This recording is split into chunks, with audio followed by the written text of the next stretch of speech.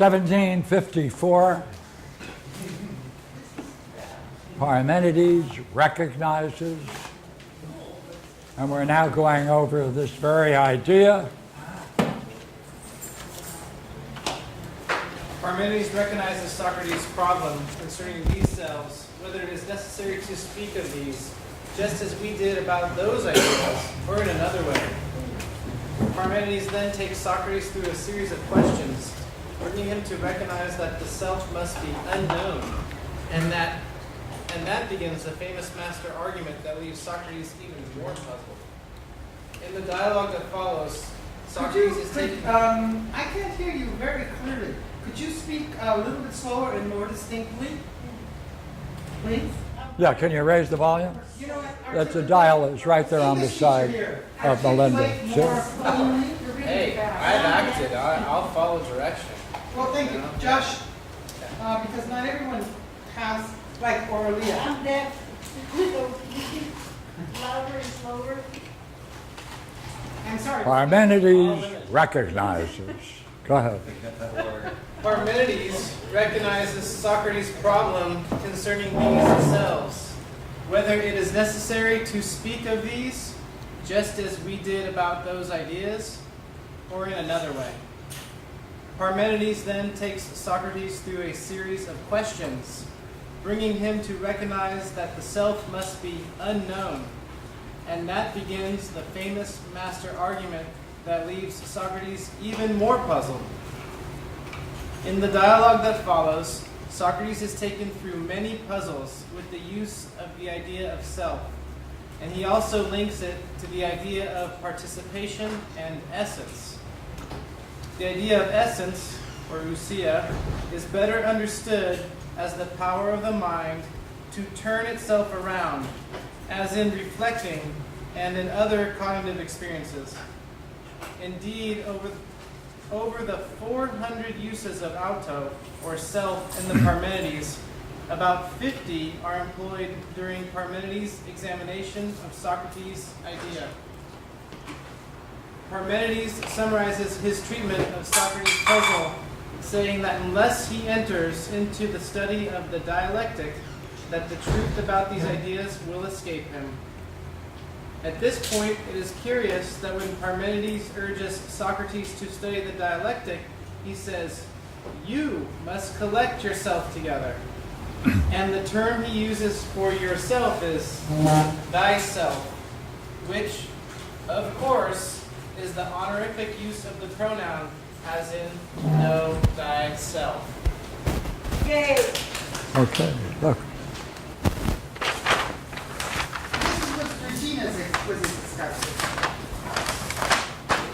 Okay, Yay! look here. Major idea in Plato.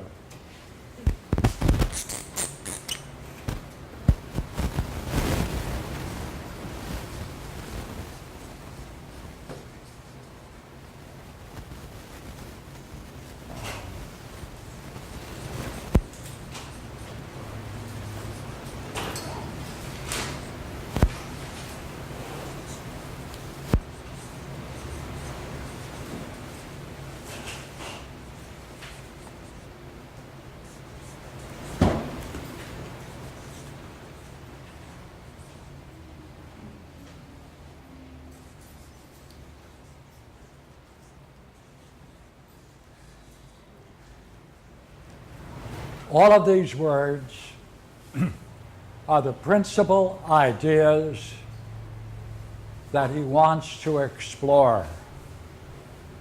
Right? Truth, symposium.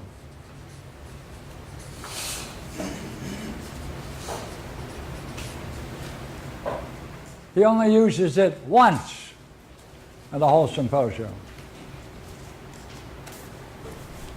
Right? It can only be seen by the mind, which alone can see it. Now, when they translate it, they say he touches reality, but the word is truth. Once, the Phaedo. The principal idea of the Phaedo is the separation of the soul from the body. Appears in only one paragraph, one sentence, that's it.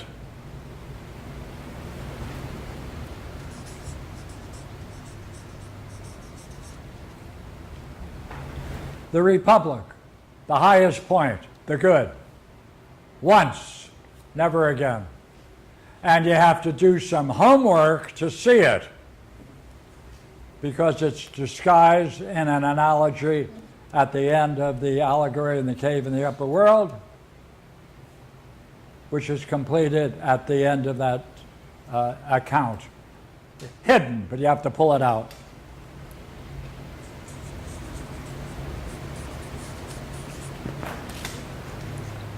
Parmenides.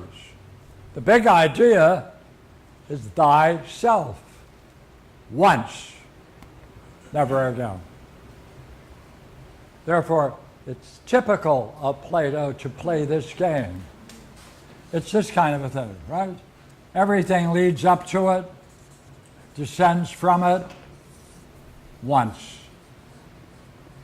All you need is that once. Everything leads to it, follows from it, but very little discussion about any of these major ideas within the dialogues that presumably have that as its subject.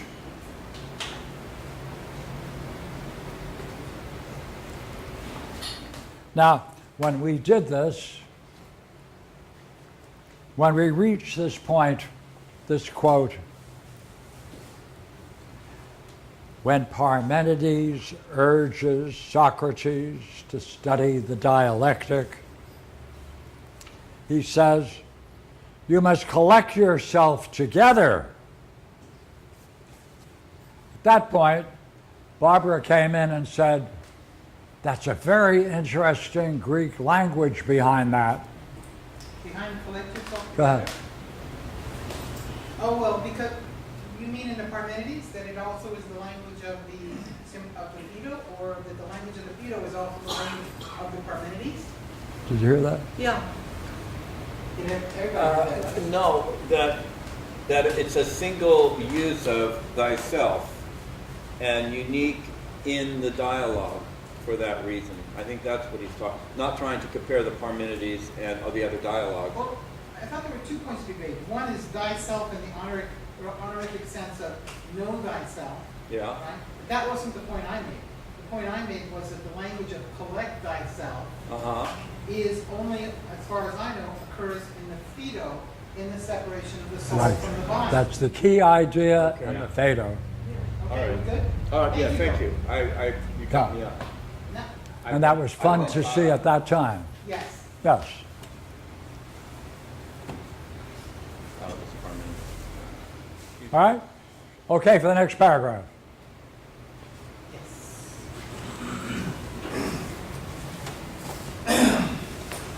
After Parmenides overcomes his original reluctance to provide his own hypothesis dialectically, he begins what appears to be another curious Wait a puzzle. minute.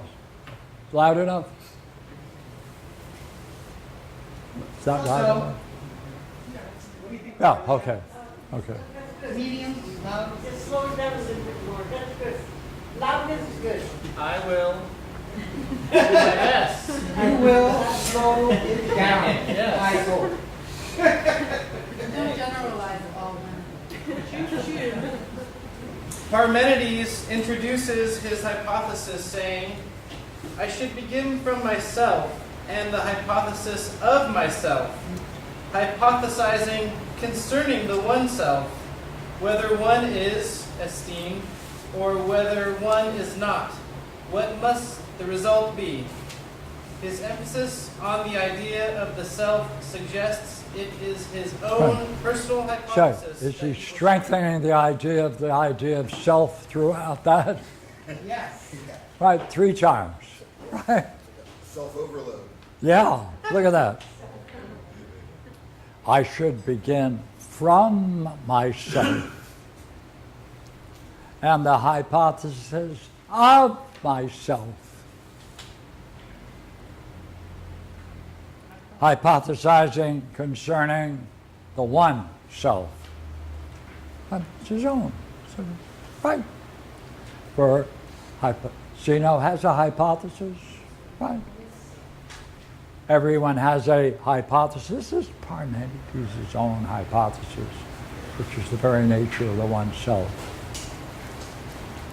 And therefore, is it not likely that our good friend Socrates has his ears up? He says, yeah, man, that's what I want to hear. Sir, keep going. Sure. Thus, when Parmenides begins unfolding this idea of the self in the first hypothesis, he links the idea of the one with the idea of the self. He says, well then, if one is, could not the one be many in some other way? After he gains Aristotle's agreement to this, he starts his first conclusion saying, accordingly then, neither can any part belong to the self, nor can the self be a whole. Aristotle asks, why not? Look, what can we conclude? First hypothesis.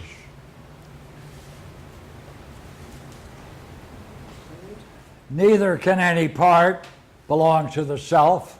Hey,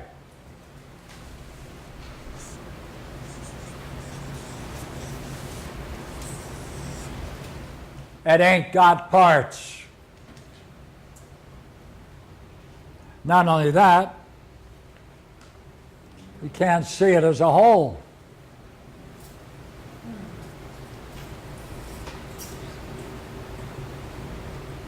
So now we proceed. Go ahead. Josh? This begins the 24 arguments that are explored.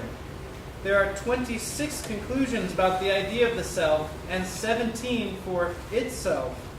But within his conclusions, there are 10 that include brief arguments and a mix of both the idea of the self and itself. Interestingly, he distinguishes the idea of the self from the idea of the same and from the one, saying, accordingly then, the one is never in the self. No, you can't find the idea of the one in the self. Go ahead.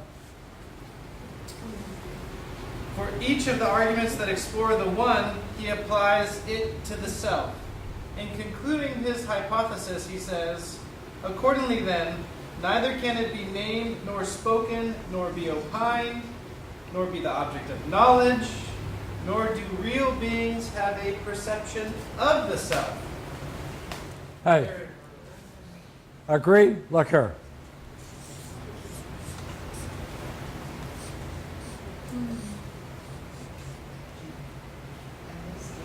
If there is a perception of the self, there has to be something that is perceiving it.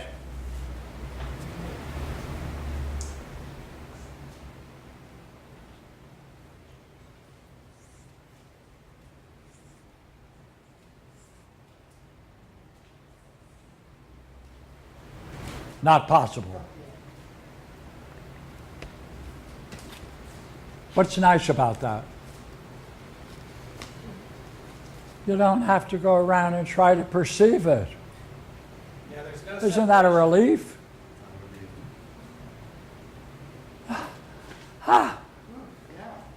Is that nice? Like, you don't have to do any work.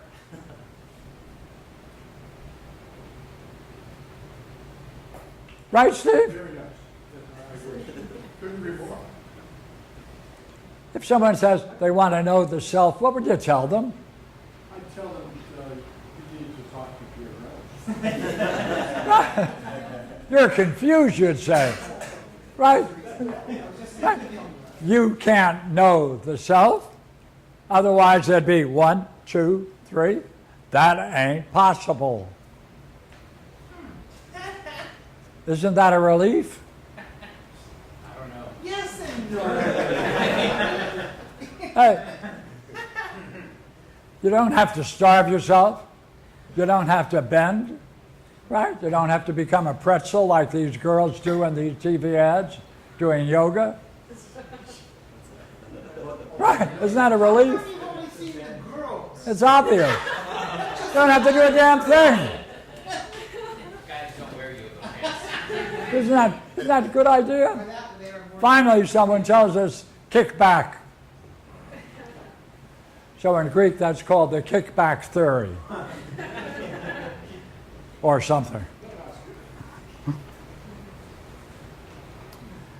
Aristotle says that's not likely. He wants to say, of course you can know it. I have one. Of course I know myself. Or to some degree. That's not likely. So Parmenides says, takes on the word likely. Oh, you don't think it's likely? Well, let's show you in what way it is likely and not likely.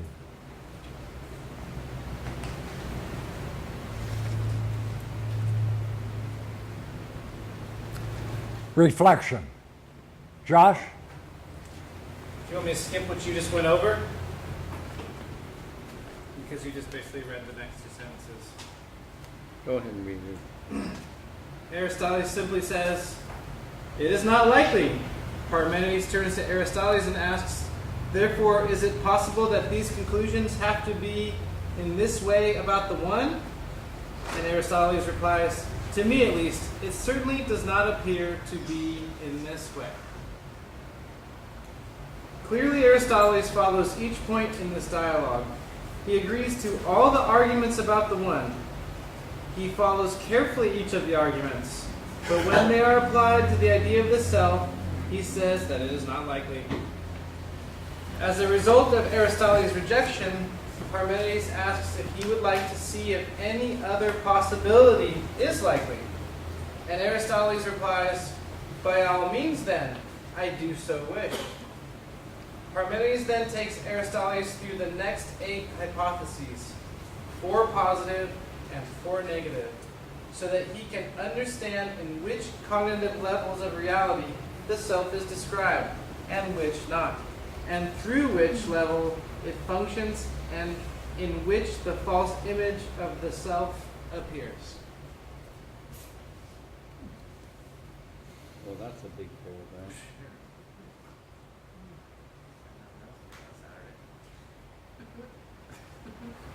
What is it? Come on. No, just in what you just read, the last sentence. From the last sentence. I think I'm still stuck on how that's going to show the likelihood of it. When he says that it describes the self, does that mean the self as number one? And how number one then relates?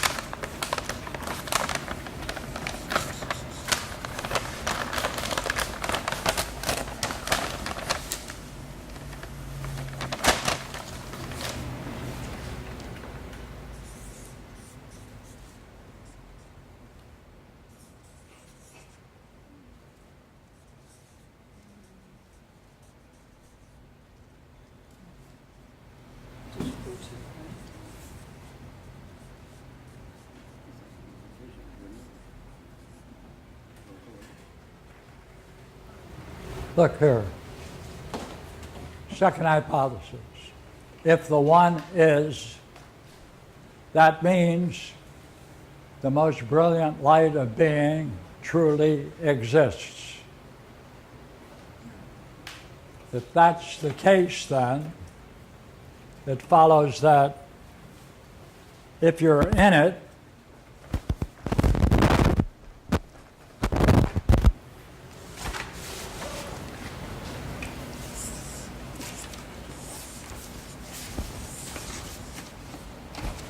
it is possible to turn about and say, good heavens, what I am experiencing is the mind itself.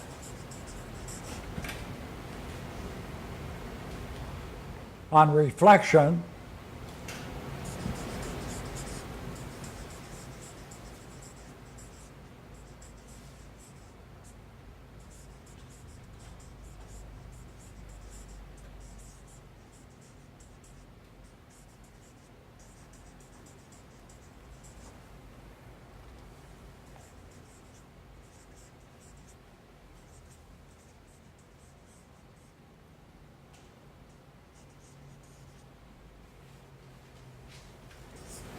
wow, mind itself. My mind is not different from the mind. Oneness.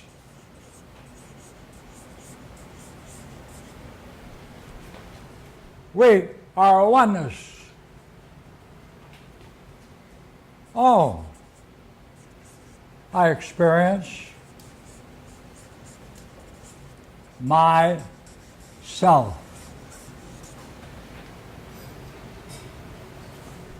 That is a turning about and reflecting in it.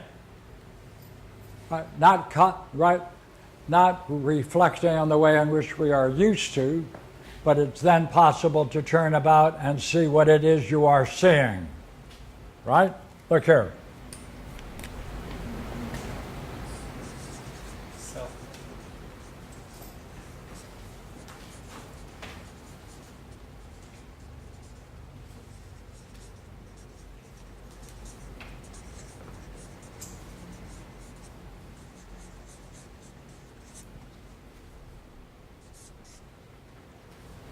You're in that state.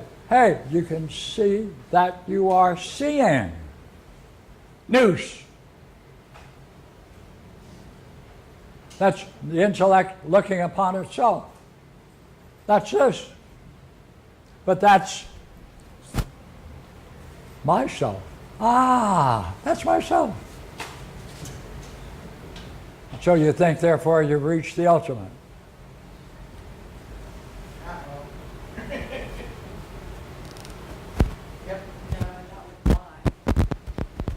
Mine.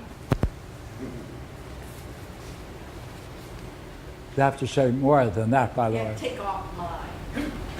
You have to take off mine. Well,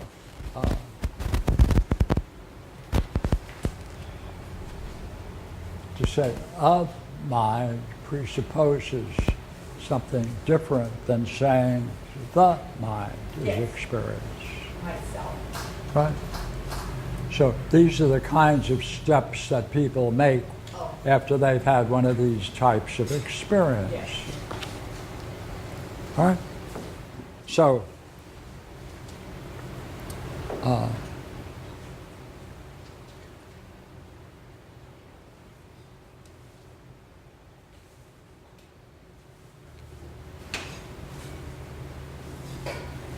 wait a minute.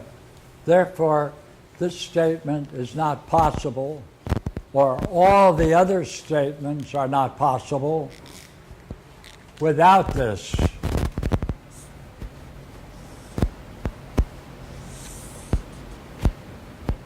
This turning about.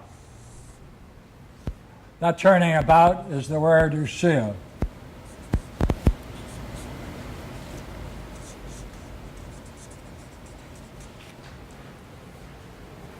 Therefore, the second hypothesis presupposes the existence of and the functioning of ousia.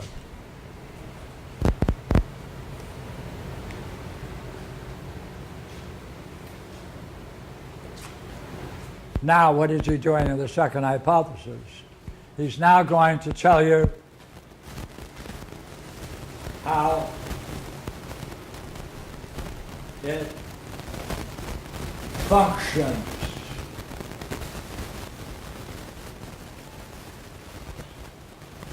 Not what it is in itself, but how it functions. Again, Parmenides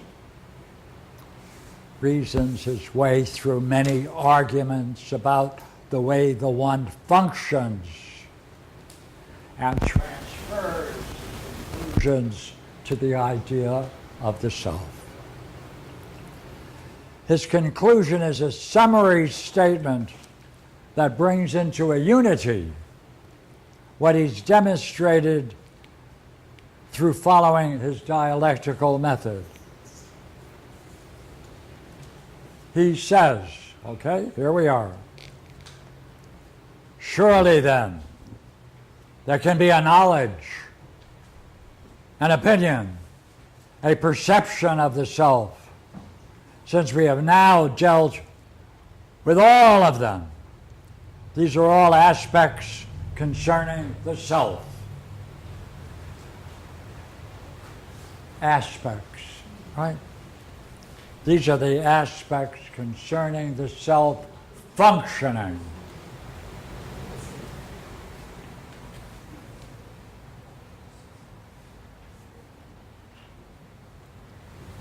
If so, hey, with this functioning, you can now name it.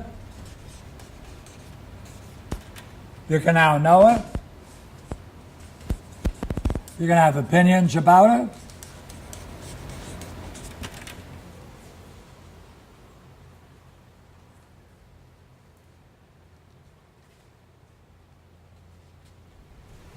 You can write books about it. Start temples. Second hypothesis.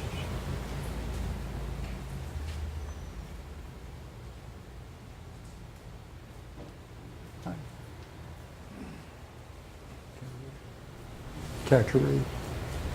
Sure. Yeah. From this conclusion, we find Parmenides continues with the third hypothesis. He says, "Surely then, in the third place, let us relate that if the one is such as we have described, it is not necessary that the self is one, and being in many, and neither one nor being, nor many, and participates of time. Because on the one hand, it is one, and at that time it participates of ousia.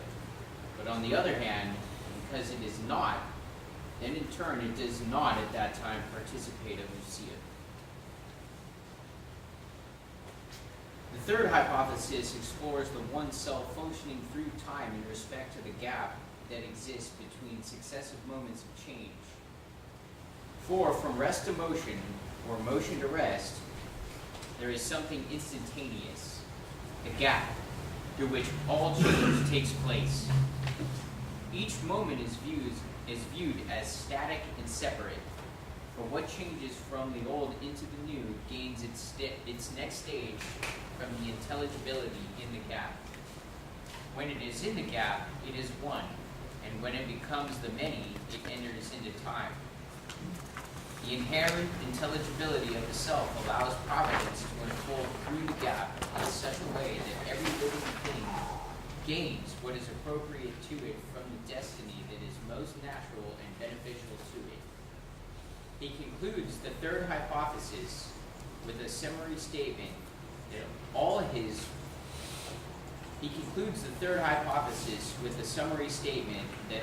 reasoning is according to the self logos.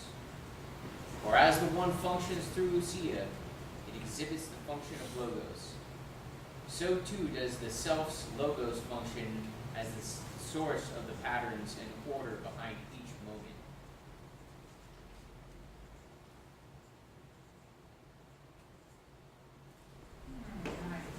Okay, look here. See these things? That's what we get in the second hypothesis. Take these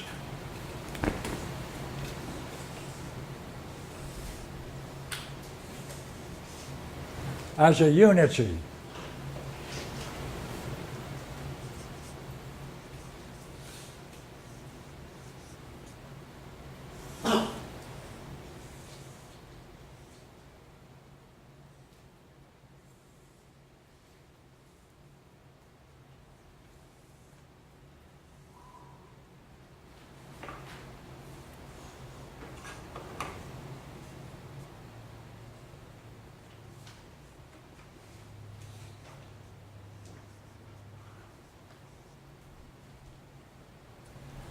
Any three successive moments, you have a problem. How does change take place? No one has ever seen anything take place. You infer it. You never experience it. Right? No matter how fast you have a camera that is shooting pictures of change, each frame is static. Your eye is like a camera, taking each frame. Where and how do you account for change?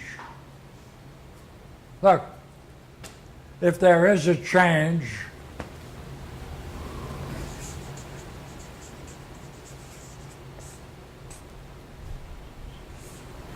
something is gone, something remains, something is added.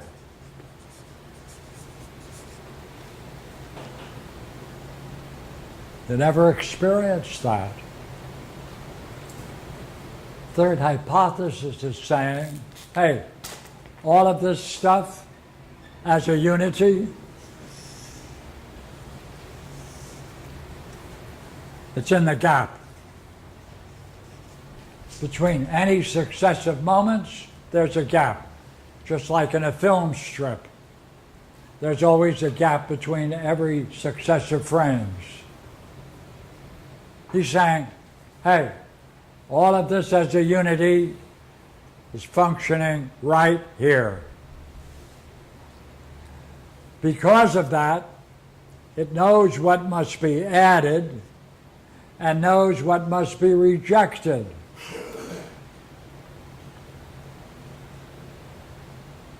That's astonishing skill to know in every single thing there's a change, and it must fit most precisely.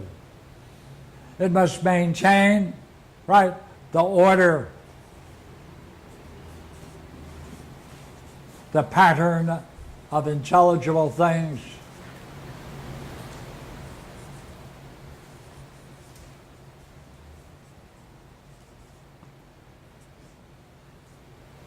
It must maintain that order. Hey, how does that do that? In that moment, notice what it does.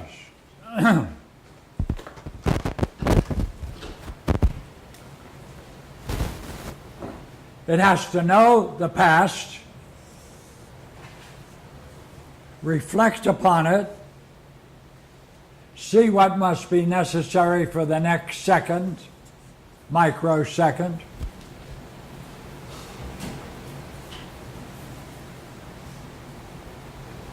It must fit precisely with an inherent order and pattern of all things, so that the next moment, same thing going on, the old must be rejected, the new comes out of it.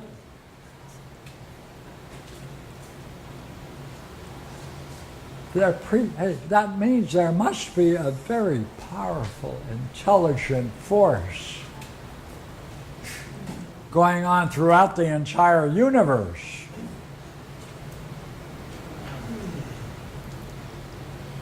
That's the functioning of the self in the intelligible realm to bring about changes.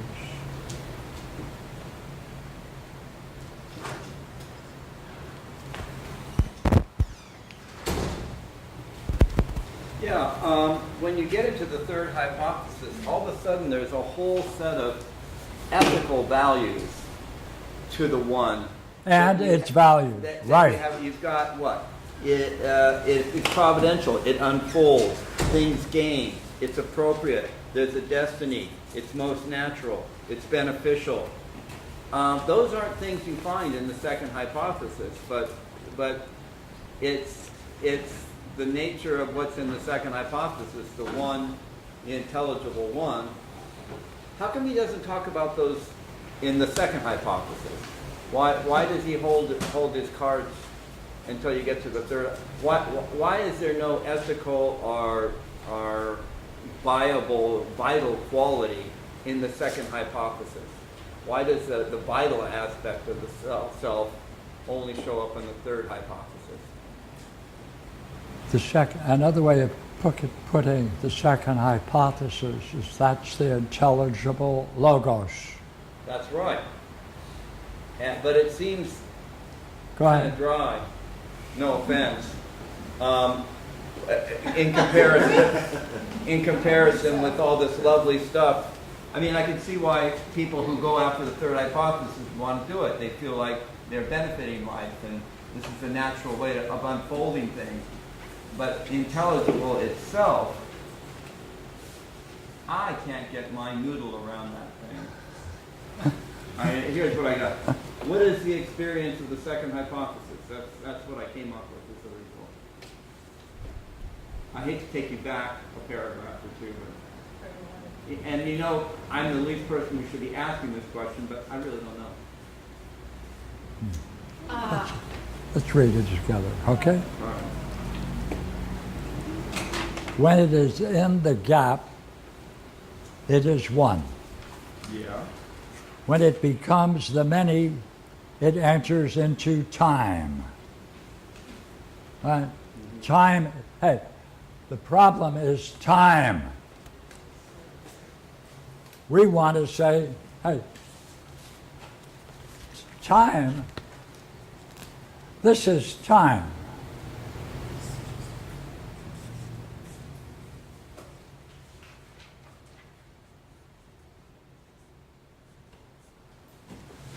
That's why in the Timaeus he says, time is a moving image of eternity. This is what always is. This is eternity.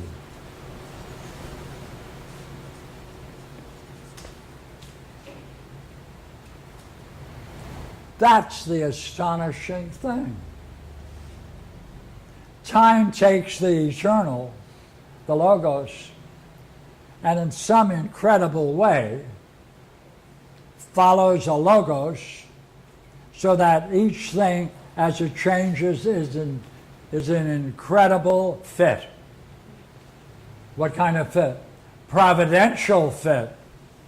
That means with all the possibilities of change, the particular aspect that is changing must in principle benefit.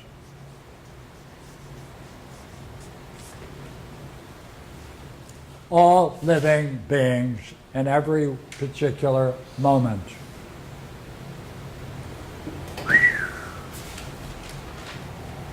That's very good. That's very crafty. Good.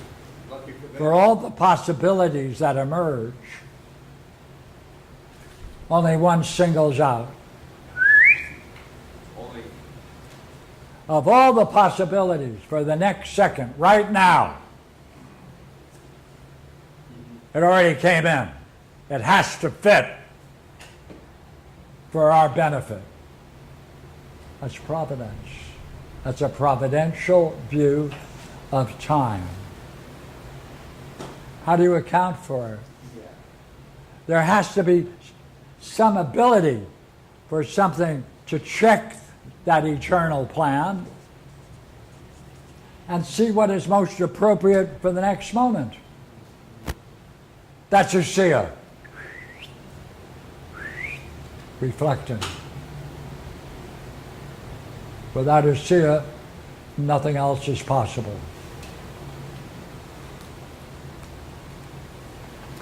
The inherent intelligibility of the self allows providence to unfold through the gap in such a way that every living thing gains what is appropriate to it from the destiny that is most natural and beneficial to it. He concludes,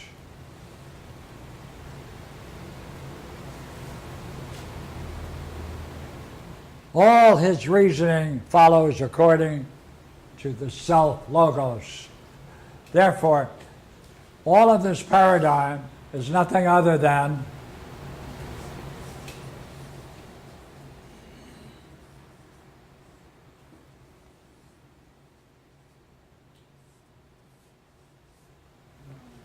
So the quality of the self, the third hypothesis unfolds qualities of the self, which are assumed in the second. And so mind in and of itself alone should be able to manifest all those qualities outside of time. Or that is what mind is. Right. It's all those qualities outside of time. Yes. Yeah, and go further. Look here. That means we are right here.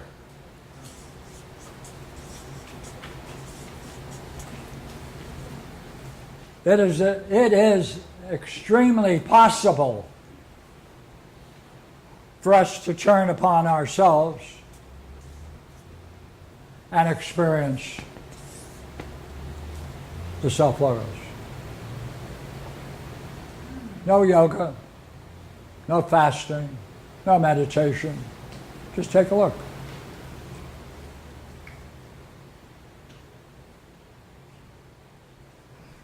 Here. Therefore, the self-logos functions as the source of the patterns and the order behind each moment. You said on the prior page that so that you can understand in which cognitive levels of reality the self is described. So are these the same cognitive levels in the Allegory of the Cave or in the Republic? Are they cognitive levels like being, becoming, intelligible? Right. So now, Like I can see the second one as knowing, or as knowledge, and as nous, participating ousia. What would be the cognitive levels of the third one? Then, like, what would you name those? but come on. But in the nature of things, it is now possible to talk about, which is amazing,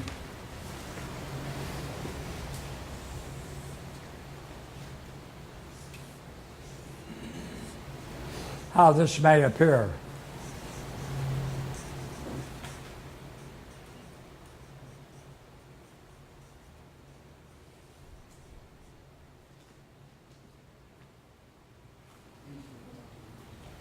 Fourth hypothesis.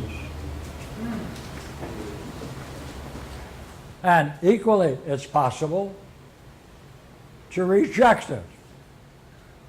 Fourth, fifth. Reject what? The presence of the self.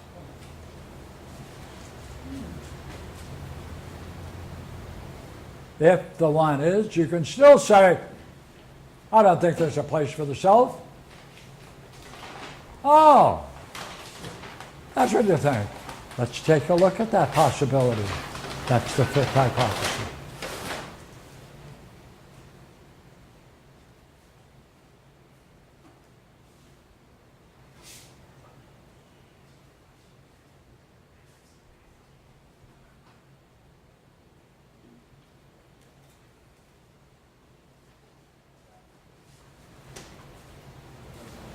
Now,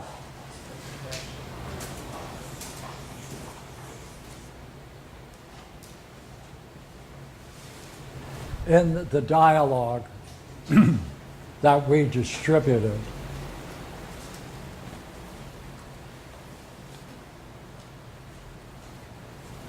this is the major problem in the dialogue, the fourth. Because it is said that this is where our culture lives. This is our problem. Therefore, holding to the fourth, there is no fulfillment of our destiny. It's dead. You have to wonder, why would that follow? That's the fourth hypothesis. Now he's going to take all of the patterns, he's going to say, you know what? Fundamental to the fourth is just a shadow of these, and therefore collectively you can talk about all of this as others.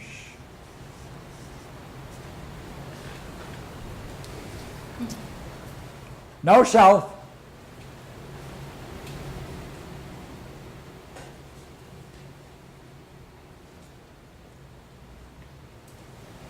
Then what happens? In the fourth, then these people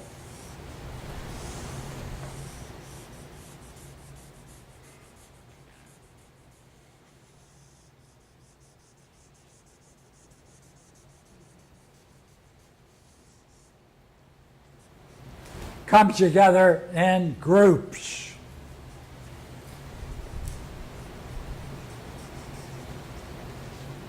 They gain their identity from the group.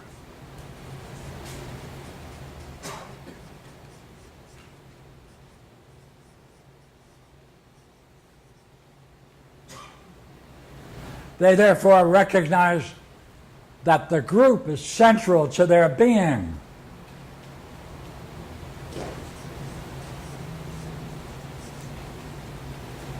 Equally well, there has to be a problem of when you separate from the group.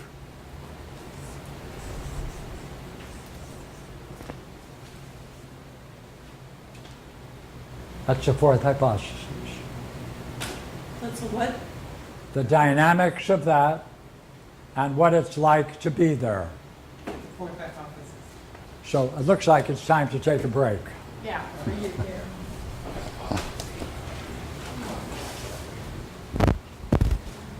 Oh.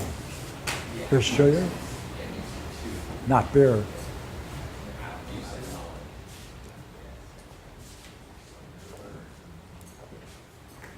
Ah.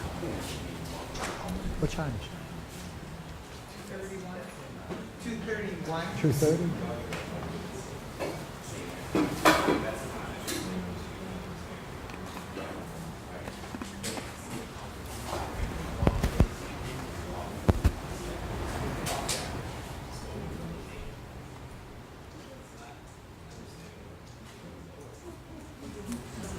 Okay, look here. Let's go to the last one.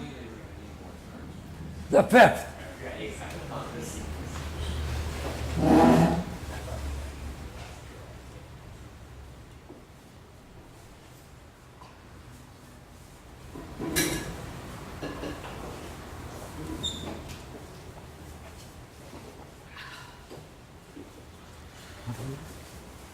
As the second and third, are we there? As the second and third hypothesis express that nature of the reality of the self, so the fourth and fifth express its appearance and its denial. Neither the fourth nor the fifth hypothesis asserts anything positive of the self. The fourth deals with the one as an appearance, and the fifth separates completely the one from the others, so that there is no functioning of the self in the fifth.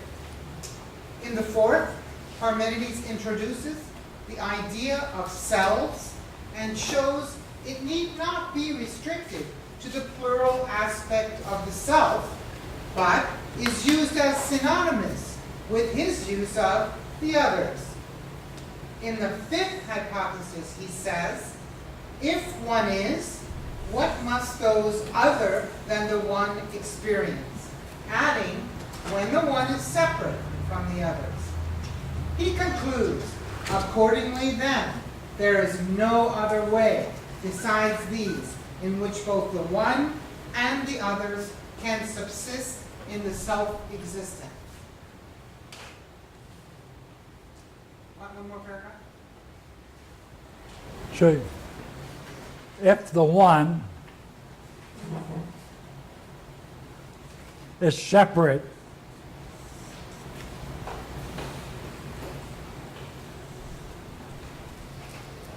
there isn't any connection between the two. There's no participation. There's no joining. They're distinct and separate. That means the fifth is showing a strict dualism.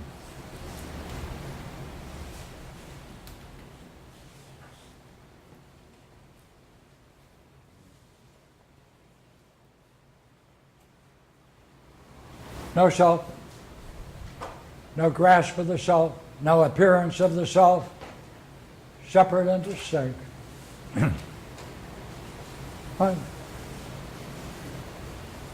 I know there is such a thing as the divine, but it's entirely true that there's no way in which we can ever get in touch with it. There's a vast gulf in it's not bridgeable between the divine and the mortal. You have to accept that. Therefore, we are always strangers to the divine. Fifth hypothesis.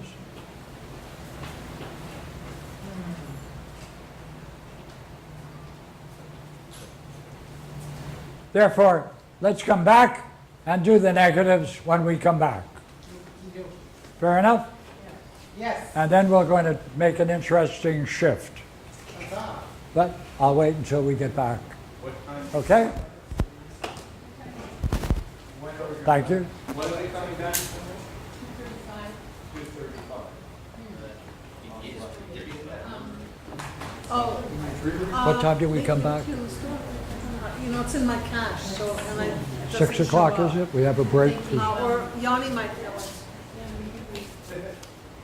Have dinner at 6 and convene at 7? Yeah. Does that work for you? We have chow from 6 to 7, then we go back to work for a couple of hours. Okay. See you then? For both. See you at 6. See you then at 6. Oh, yes, page 18 is here. Page 18. Then,